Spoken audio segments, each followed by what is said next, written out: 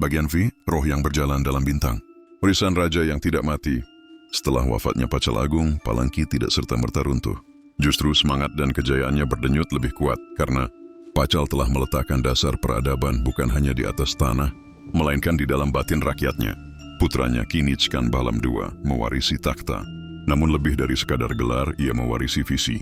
Dalam banyak catatan pahatan batu yang tertinggal, terlihat jelas bagaimana sang putra sangat menghormati ayahnya. Ia melanjutkan pembangunan besar-besaran, memperluas kuil dan menciptakan monumen baru yang menceritakan kisah hidup dan kebesaran Pacal. Bersama adik-adiknya yang juga bangsawan terpelajar, mereka menciptakan era yang disebut oleh beberapa sejarawan modern sebagai dinasti astronomi. Karena begitu banyak kuil dibangun dengan orientasi kosmis yang sempurna. Tetapi meski Palengki masih hidup, bayangan Pacal terlalu besar untuk dilupakan. Namanya disebut dalam upacara suci.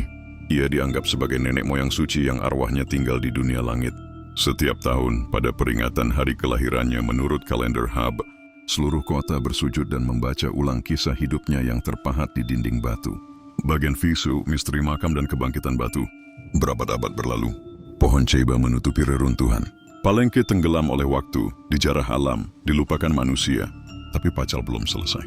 Pada tahun 1952 Masehi, arkeolog Alberto Ruiz Luilier berhasil membuka tangga tersembunyi di dalam Templo de las Inscripciones, sebuah tangga yang terkubur ribuan tahun. Setelah bertahun-tahun menggali, ia sampai di ruang makam, dan di sanalah ia menemukan sesuatu yang mengubah dunia. Sarkofagus Pacal terbaring dalam keheningan abadi. Tutupnya, sebuah lempengan. Batu besar seberat 5 ton. Dipenuhi ukiran yang menggambarkan sang raja turun ke dunia bawah, duduk di atas pohon kosmis, seolah tengah melintasi semesta sebagai penguasa kehidupan dan kematian. Dunia modern pun terpesona.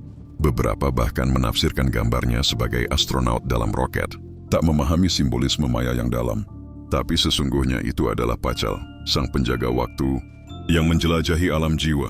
Di dalam sarkofagus, tubuhnya ditemukan masih mengenakan topeng giok, dihiasi perhiasan dari batu mulia, ditemani persembahan dan simbol kekuasaan. Tak seperti makam raja biasa, makam ini bukan sekadar liang kubur, melainkan portal spiritual. Bagian Sebe, raja yang hidup dalam mimpi dan bintang. Kini Pacal Agung tidak hanya dikenal oleh rakyat Maya, ia dikenal oleh dunia.